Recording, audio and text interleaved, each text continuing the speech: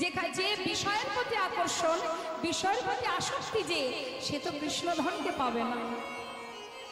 কাঙালের ঘরেই তো ভগবান এসেছেন যুগে যুগে। আহা, দেখুন করুণাময় কৃপাময় নদিয়ার চাঁদ গৌর সুন্দর যখন গৌরহরির বিবাহের সময় হলো, বাবা মা বিষ্ণুপ্রিয়ার সঙ্গে বিবাহ দেবে, এমনই অবস্থা পরের দিন আজই গধূলি লগ্নে বিবাহ বাবা, কিন্তু আজ কি খাবো সেই অন্নটুকু ঘরে নেই, সেই চালটুকু ঘরে ছিল না। কিন্তু প্রভুর কৃপায় তার নিজের বিবাহের যা কিছু আয়োজন তিনিই করেছিলেন মা। তাই অর্থ না থাকলেও ভগবানকে পাওয়া যায়, অর্থ দিয়ে কখনো ভগবানকে পাওয়া যায় না। দেখবেন এই যে বিদুরের ঘরে সাকর্ণ সেবা করেছিল হস্তিনাপুরে ভগবান কৃষ্ণচন্দ্র, জীবকে শিক্ষা দিয়েছে, জীবকে বুঝিয়েছে, রে জীব, হস্তিনাপুরে যিনি দুর্যোধন, ধৃতরাষ্ট্রের পুত্র দুর্যোধন বলেছিল, এসো সখা, আজ আমি তোমাকে নিজে হাতে রাজভোগ খাওয়াবো। ভগবান বলেছিল, আমি তো তোমার ঘরে সেবা করব না সখা, সেবা যদি আমায় করতেই হয় তবে আমি বিদুরের ঘরে সেবা করব। সাকর্ণ সেবা করেছিল মা, শবরীর হাতের এঁঠো ফুল সেবা করেছিলেন ভগবান প্রভু রামচন্দ্র। এটাই তো ভক্তি, এটাই তো ভালোবাসা। নিজের মুখের উচ্ছিষ্ট ভগবানকে দিয়েছিল। কারা পারে এগুলো? ভক্ত যারা, যারা অন্তর থেকে ভালোবাসতে জানে, যারা নিজে কিছু সেবা করার আগে তার কথা মনে পড়ে যায় যে আমি তো সেবা করছি, এটা তো আমার গোবিন্দকে দিতে পারলাম না, তারাই পারে ভগবানকে ভালোবাসতে। লোকে বলে ভগবান খায় না, ভগবান সেবা করে না, তাকে ডাকলে সে আসে না। ডাকার মতো ডাকতে হয় তবেই সে আসে, সেবা দেবার মতো দিতে হয় তবে সে আসে। ডাকতে জানতে হবে, ডাকতে জানতে হয়। মীরাবাই ডেকেছিল ভগবানকে, তার ভজনেই গোবিন্দ তার সম্মুখে এসে দাঁড়াতেন। মীরা তাকে স্বামী রূপে ভালোবেসেছিল, যখনই ডাকতো তখনই সামনে আসতো। তাহলে ডাকার মতো ডাকতে জানো? আমরা তো পারি না। আমরা যদি একটু ডাকি আমাদের ভিতরে অহংকার এসে যায়, একটু যদি মালা জপ করি অহংকার এসে যায়, একটু যদি শাস্ত্র পড়েছি দু পাতা পড়লে অহংকার এসে যায়। হরি বল হরি বল। কি মনে মনে ভাবি আমি বড় পণ্ডিত, আমি সব জানি, আমি সব জানি। এবার নিজে জানি, অপরের খুঁত ধরতে শুরু করে দিই, এর এটা সমস্যা, ওর ওটা সমস্যা তার। আরে বাবা, তুমি কতটুকু এগুলি সেটা তুমি দেখো, কে কি করলো সেটা তোমায় দেখতে হবে। এটা হচ্ছে আমাদের সমস্যা। একটু জানলে নিজেকে পণ্ডিত মনে করি, একটু মালা জপ করলে ভক্ত মনে করি, মহাজপ করলে বৈষ্ণব হতে বড় মনে ছিল সাত। ওই ত্রিনাদপি শ্লোকের সামনে আমি পড়ে গেলাম। ত্রিনাদপি শুনে চেন তরুরী বসহিষ্ণনা অমানীন মানদেন কীর্তনীয় সদা হরি।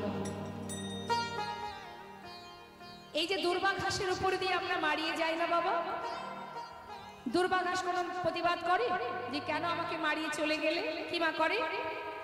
বরং আপনি চলে যাবার পর সে আবার মাথাটা তোলে।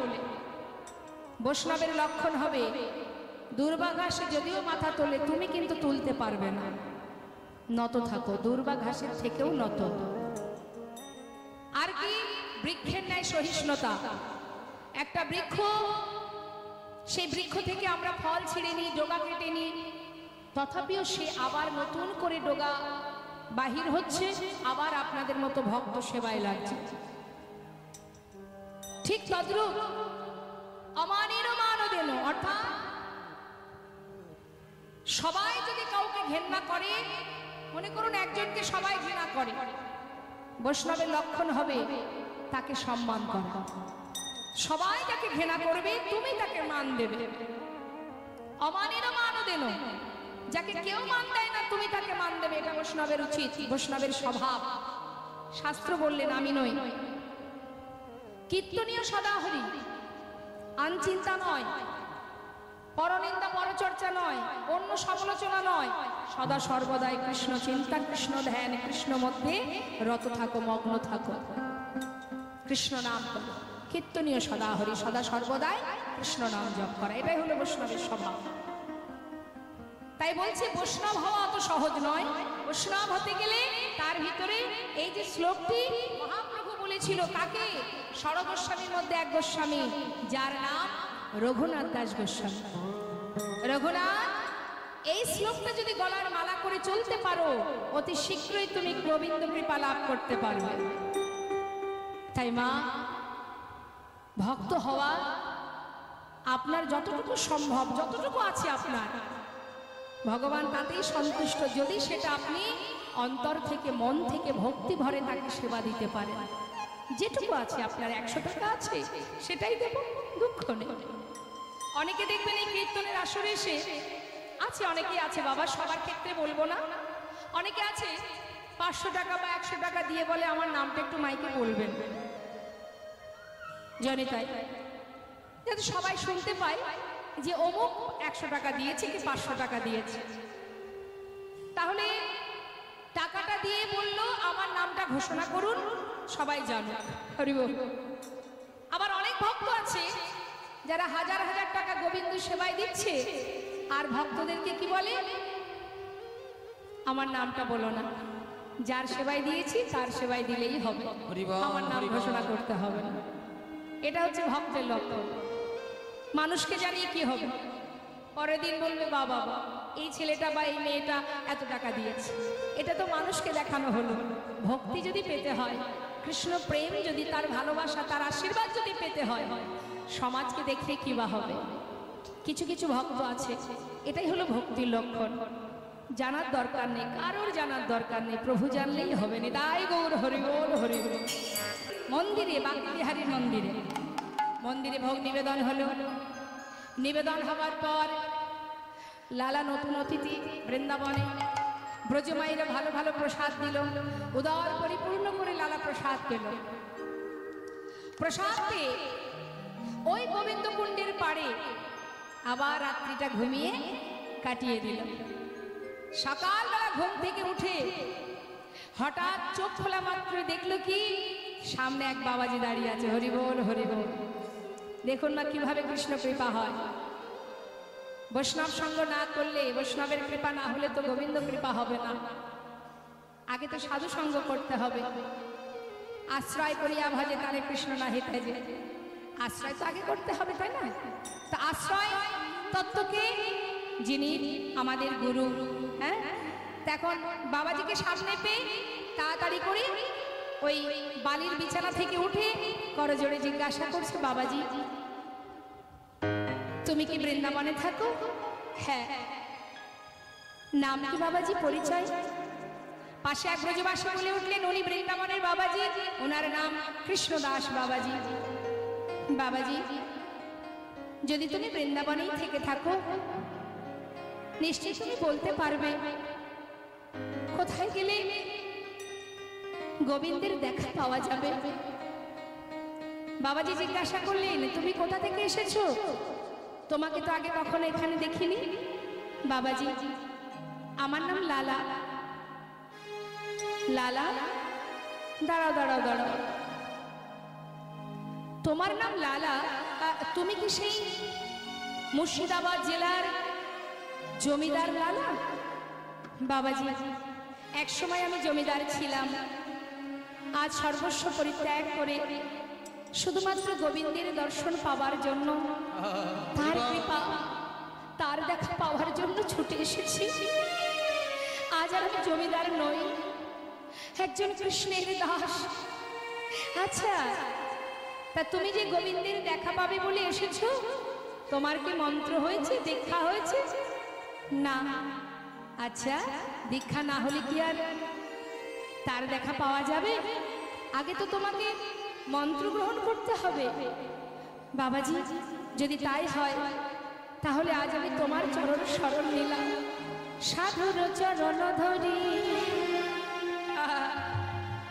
কয়লালা কৃপা করি, সাধুর চরণ ধরি কয়লালা কৃপা করি, সাধুর চরণ ধরি কয়লালা কৃপা করি, অধমেরে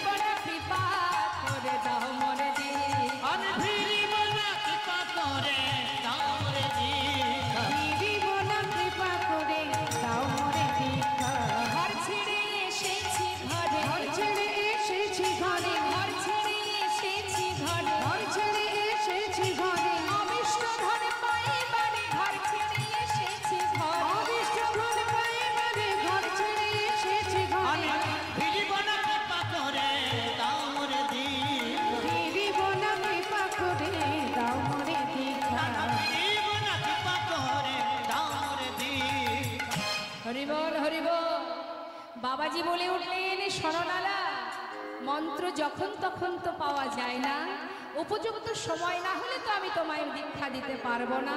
সময় হোক তোমাকে আমি নিজে এসে দীক্ষা দিয়ে যাব। তাহলে মা, এটাও আমাদের জানতে হবে, গুরু কৃপা না হলে কিন্তু গোবিন্দ কৃপা লাভ করা যাবে না। আগে আশ্রয়, তারপরে তো বিষয়। তো আশ্রয় তত্ত্ব যিনি, তার চরণ স্মরণ করা হয়েছে কি সবার? আশ্রয় হয়েছে? বা বাবা, তা গুরুর দেওয়া মন্ত্র মনে আছে তো, না সেই দিনই রেখে চলে এসেছেন? আছে তো সবার জানা? না থাকলে আবার গুরুর কাছ থেকে জেনে আসবেন, কিন্তু ভুলে গিয়ে বাড়িতে বসে থাকবেন না কিন্তু। হ্যাঁ, গুরুর কাছে যাবেন, আপনি আপনার মন্ত্রটাকে আবার জেনে নেবেন, কিন্তু প্রতিনিয়ত গুরু মন্ত্র জপ করতে হয়, তবেই তো ফল পাওয়া যায়। মন্ত্র জপ না করলে, গুরুদেব যে বীজ রোপণ করে দেন আমাদের হৃদয় ভূমিতে, সেই বীজ রোপণ করার পর আমরা সবাই জানি, সময় মতো বীজ রোপণ করে যদি তাতে জল সার না দেওয়া হয়, বৃক্ষ হয়? হয় কি? আপনি বাড়ির সামনে একটা গাছ বা একটা বীজ রোপণ করবেন, বৃক্ষ যে হবে, আপনার সেবা যত্নটা তো করতে হবে। তাতে কি হবে? আপনার সেবায় ধীরে ধীরে কি হবে? সে ফল দান করবে। ঠিক তদ্রূপ যে গুরুদেব আপনাকে বীজ মন্ত্র দান করেন, যদি আপনি নিয়মিত তার ভালোবাসেন, তার সেবা করেন, সেটা জপ করেন, তাহলে কি হবে? ধীরে ধীরে সেই বীজ থেকে বৃক্ষ হবে। ব্রহ্মাণ্ড ভ্রমিতে ভ্রমিতে যদি কোনো ভাগ্যবান জীব গুরু কৃষ্ণের প্রসাদে পায় ভক্তিলতা বীজ, মালি হয়ে সেই বীজ করে অর্পণ, শ্রবণ কীর্তন জল করায় সিঞ্চন, ক্রমে ক্রমে বাড়ি লতা ব্রহ্মাণ্ড ভেদি যায়, বিরজ ব্রহ্মাণ্ড ভেদি পরম ব্রহ্ম পায়। তদুপরে যায় লতা গোলক বৃন্দাবন, শ্রীকৃষ্ণ চরণ কল্প বৃক্ষে করায় আরোহণ। সেইখানে পৌঁছাতে গেলে আগে আশ্রয় তত্ত্ব আমাদের গুরু কৃপা লাভ করতে হবে। তাই সময় না হলে তো দেওয়া যাবে না। বেশ, তবে শোনো লালা, এইভাবে যদি তুমি মন্দিরে মন্দিরে প্রসাদ পাও আর এই বালির বিছানায় ঘুমিয়ে থাকো, তাতে তো আর গোবিন্দ কৃপা হবে না। গোবিন্দের কৃপা লাভ করতে গেলে তোমাকে এই বৃন্দাবনে কর্ম করতে হবে। জয় নিতা, এটাও জেনে রাখবেন মা, কর্ম না করলে কিন্তু ফল পাওয়া যায় না। তা এখন লালার কি কাজ? বলছে শোনো, তোমায় বলি শোনো, আজ থেকে তুমি এই বৃন্দাবনে দাঁড়ে দাঁড়ে ভিক্ষা করবে। পারবে লালা? তুমি তো বড় জমিদার, এত সুখ, এত শান্তি, এত স্বাচ্ছন্দ্য তোমার জীবনে, সব ছেড়ে বৃন্দাবনে এসেছো কৃষ্ণের দেখা পাওয়ার জন্য। তা তুমি কি পারবে ভিক্ষা করতে? পারবো। বাবাজি, কি করতে হবে আমার? ধরো ধরো লালা ভিক্ষার ঝুলি কাঁধে, তুমি ধরো ধরো লালা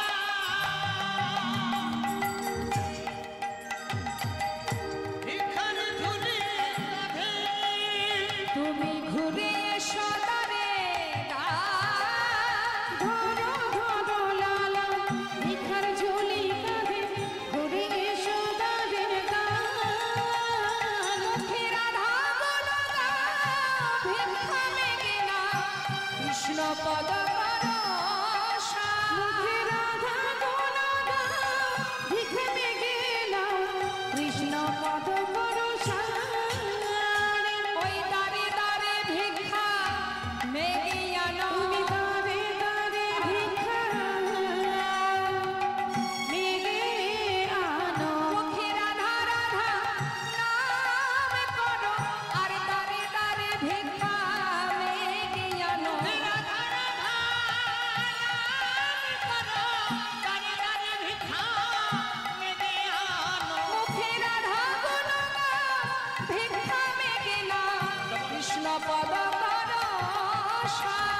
রাধা গুণ গাও, ভিক্ষা মেঘে নাও, কৃষ্ণ পদ করো।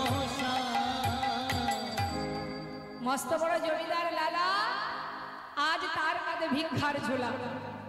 দেখুন মা, যত সময় দাঁড়ে দাঁড়ে মাথা নত করে সবার দাঁড়িয়ে গিয়ে ভিক্ষা তুমি না করবে, তোমার ভিতর থেকে অহংকার দূরীভূত হবে না, হিংসা দূরীভূত হবে না। আর হিংসা যত সময় থাকবে বাবা, তত সময় সেখানে ভক্তি থাকবে না। আমাদের প্রত্যেকের মধ্যে হিংসা আছে। এখানে যতজন ভক্ত আছে বুকে হাত দিয়ে বলুন দেখি, কার মধ্যে হিংসা নেই?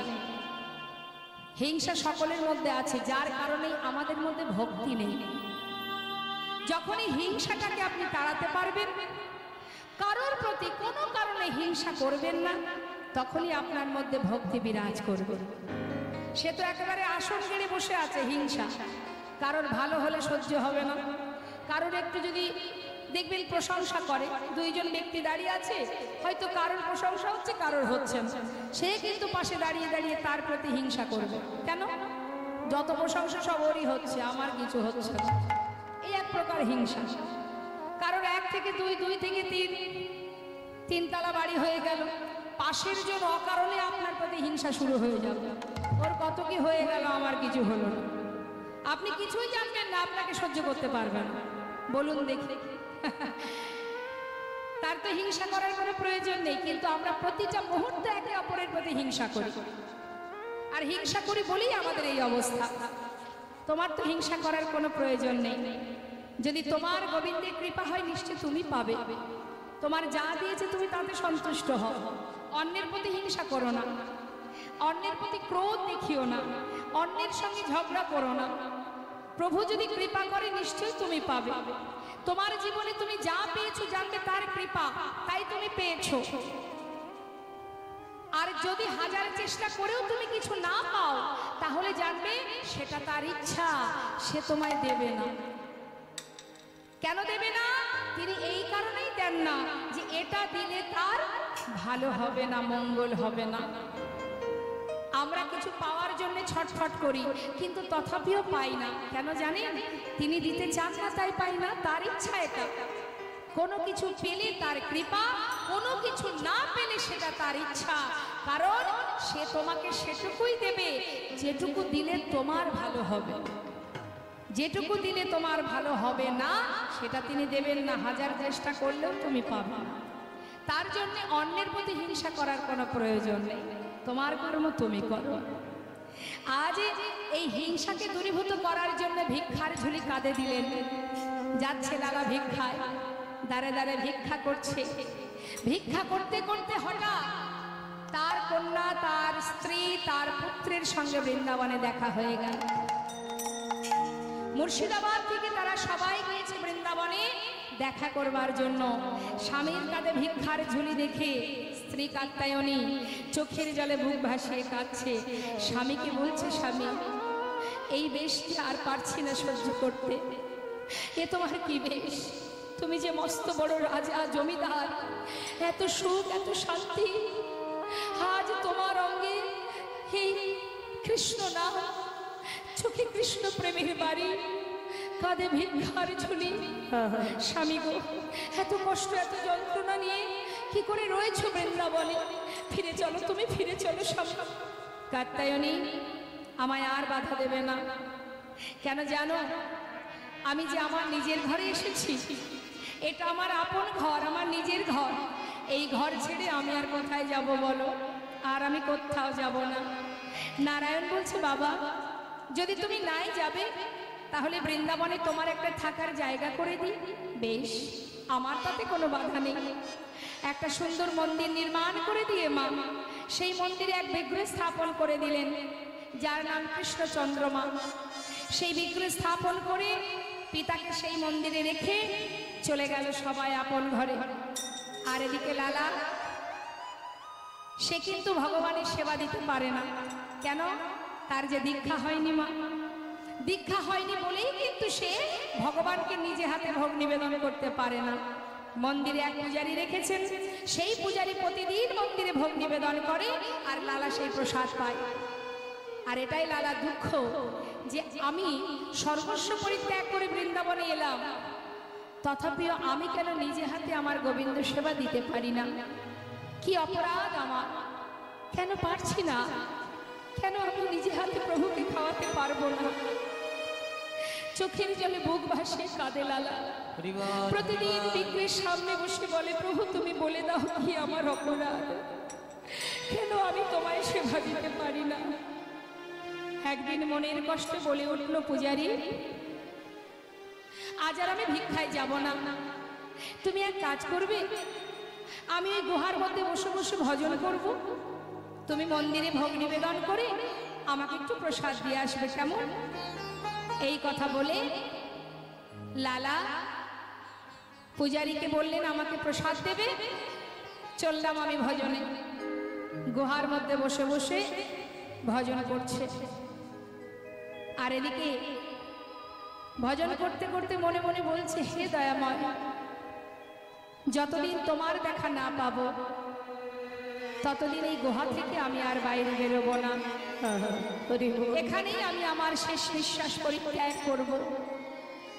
এই জীবনে তোমায় যদি দেখতে নাই পেলাম, তাহলে আর বেঁচে থেকে কি বা লাভ? হরিবল হরিবল। থাকলাম আমি গুহার মধ্যে বসে, দেখি তুমি কত সময় আমার ডাকে সাড়া না দিয়ে থাকতে পারো। আপন মনে বসে বসে ভজন করছে বাবা। ভক্ত যদি ডাকার মতো ডাকে, তার কি সাধ্য আছে দূরে থাকার? ভগবান পড়ে গেছে বিপদে।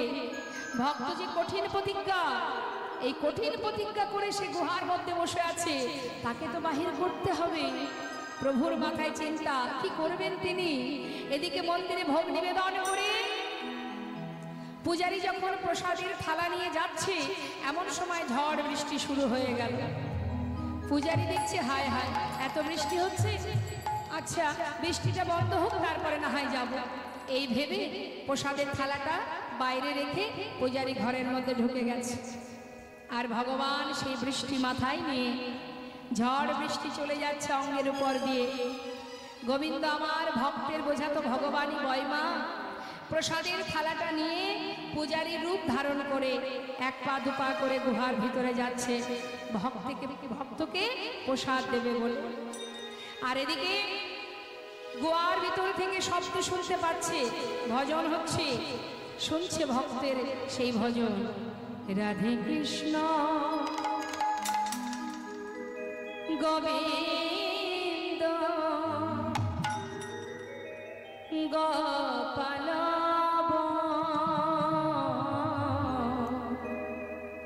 রাধা মন হরি হরি হরি রাধে কৃষ্ণ গোবিন্দ গোপাল বল বল রাধার মন হরি হরি হরি বল। রাধে কৃষ্ণ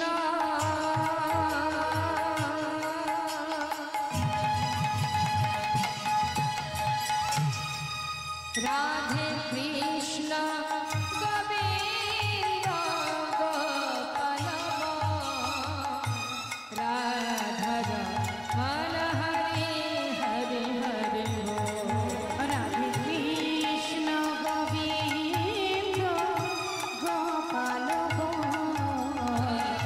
রাধা রমণ হরি হরি হরি গিরিধারি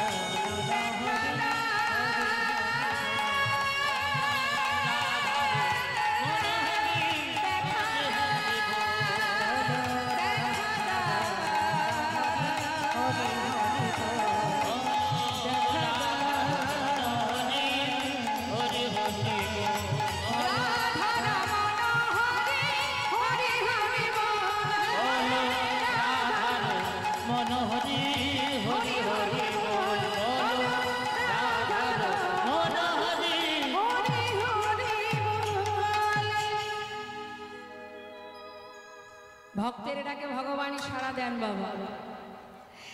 ভগবান ধীরে ধীরে গুহার ভিতরে এসে ডাকছে, ভক্ত অন্তরে ডাকছে। প্রসাদের থালা নিয়ে দাঁড়িয়ে মনে মনে বলছে, ভক্ত এত যদি ডাকো কি করে আর দূরে থাকি বলো। ভজন করছে লালা। ভগবান পূজারীর রূপ ধারণ করে ছদ্মবেশে পূজারীর বেশে এসে বলছে, লালা নাও প্রসাদ নিয়ে নাও। হে এই দেখো, তুমি না বলেছিলে প্রসাদ খাবে, এই তো এনেছি, খেয়ে নাও। প্রসাদ নিল মা, প্রসাদ সেবাও হলো। কিন্তু বাবা লালা কিন্তু প্রভুকে চিনতে পারলো না। প্রসাদ সেবার পর প্রভু আবার ফিরে চলে গেল। হরি বল। এদিকে বৃষ্টি বন্ধ হয়ে গেছে। মন্দিরের প্রকৃত পূজারী সে ভাবছে লালাকে প্রসাদ দিতে যেতে হবে। বাইরে এসে দেখছে থালায় একটা প্রসাদও নেই। নিশ্চয়ই কোনো ভক্ত এসে নিয়ে গেছে, যা তাতে আর কি আছে, মন্দিরে তো অনেক প্রসাদই আছে, একটু না হয় দিয়ে আসে। একটা সুন্দর পাত্রে করে প্রসাদ নিয়ে এবার প্রকৃত যে পূজারী গুহার ভিতরে প্রবেশ করেছে। ডাকছে, লালা লালা। কে? আমি পূজারী। প্রসাদ খাবে না? এই দেখো প্রসাদ এনেছি। প্রসাদ? আমি তো প্রসাদ খেয়েছি। খেয়েছো? কে দিয়েছে তোমায়? এই তো আমি সবে এলাম। কেন? একটু আগেই তো তুমি এলে, আমাকে প্রসাদ দিলে, আমি প্রসাদ খেলাম, তুমি চলেও গেলে। আমি আমি তোমাকে প্রসাদ দিয়েছি? বিশ্বাস করো লালা, আমি কিন্তু আসিনি, এই আমি প্রথম এলাম। কি বলছো পূজারী, তুমি আসোনি? তবে কে এসেছিল আমার কাছে? ও পূজারী, বলো না কে এসেছিল, আমাকে বলে দাও। লালা, সে কি আমার মতো দেখতে? হ্যাঁ, তোমার মতো দেখতে, তোমার মতো কণ্ঠস্বর, তোমার মতো অঙ্গের বসন, সবই যে তোমার মতো। লালা, সে যে এসেছিল তোমার কাছে। লালা, তুমি কি একটুও তাকে বুঝতে পারোনি? লালা, তুমি তাকে কাছে পেয়েও হারালে। পূজারী, তুমি কার কথা বলছো? একটু বলো না কে এসেছিল, একটু বলে দাও কে এসেছিল আমার কাছে, আমি কাকে চিনতে পারিনি। লালা, এখনো বুঝতে পারছো না? মিছে কেন পুছো রে, আমার বলার কিছু না। মিছে কেন পুছো রে, আমার বলার কিছু না।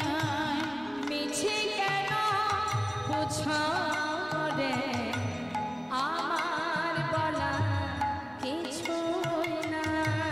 মিছে কেন পুছো রে, আমার বলার কিছু না। যে যা করে করার তিনি, সবার অন্তরে সে যে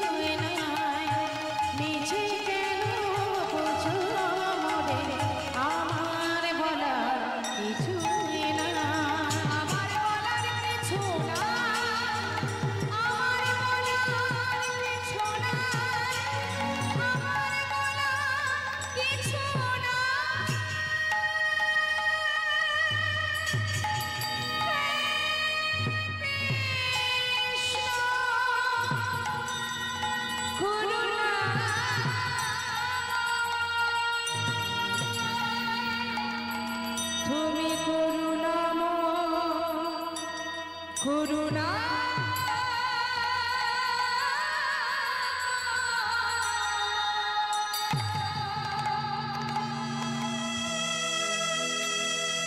ছুটতে ছুটতে মন্দিরের ভিতরে প্রবেশ করে জোরে বলে উঠলেন, বলো না একটিবার বলে দাও। হরিবল হরিবল। কি অপরাধ আমার? কেন তুমি আমার কাছে এসে আমায় ধরা দিলে না? আর কত দয়াময়, আর কত বলো না মরে কাঁদাইছো কেন? হরিবল হরিবল। করেছো কেন ছলো না?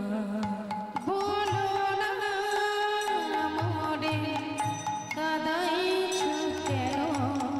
করেছো কেন ছলো না?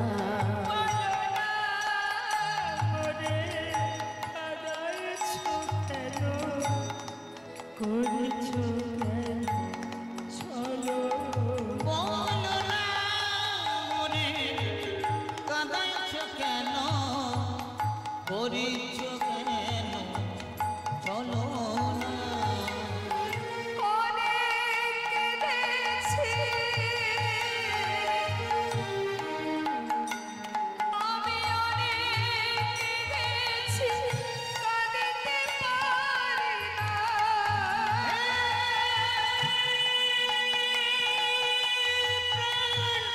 গোবিন্দ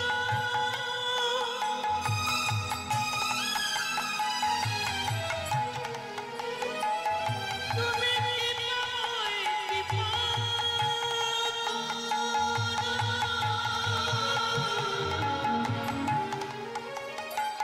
তুমি ছাড়া আমার কেহ নাই। হে কৃপা অনেক কেঁদেছি আর কাঁদিতে পারি না। দেখা কে মরে দেবে না? করিছ কেন বলো না? বলো না মরে কাঁদাইছো কেন? করেছো কেন ছলো না? বলো না মোরে কাঁদাইছ কেন? করিছ কেন চলো না? বলো না মোরে কাঁদাইছ কেন? করিছ কেন চলো না? ছুটতে ছুটতে চলে গেল বাবাজির কাছে। বাবাজির চরণ তলে আছাড় খেয়ে চরণ দুটি বুকে জড়িয়ে ধরে পড়লেন, বাবাজি আমি জানি না কোন অপরাধের কারণে আজ তুমি আমায় দীক্ষা দিলে না। বাবাজি জানো, আমি যে গোবিন্দের দেখা পেয়েও তাকে আবার হারিয়ে ফেলেছি। কি অপরাধ আমার? কেন তুমি মন্ত্র দিচ্ছ না আমায়? কেন এত কষ্ট দিচ্ছ বাবাজি? বাবাজি বলছে তুমি ফিরে যাও লালা, এখনো সময় হয়নি তোমার। সময় হলে আমি অবশ্যই তোমায় মন্ত্র দিয়ে যাব। বাবাজি আজ তো তোমায় বলতেই হবে আমার কি অপরাধ, কেন এখনো সময় হয়নি আমার? যত সময় না বলবে আমি তোমায় ছেড়ে কোথাও যাব না। বাবাজি বললে তবে শোনো লালা, তোমায় বলেছিলাম তুমি সবার দ্বারে ভিক্ষা করবে। লালা সবার দ্বারে ভিক্ষা করেছো তুমি, খবর পেলাম তুমি একজনের দ্বারে ভিক্ষায় যাওনি। কেন যাওনি লালা? বাবাজি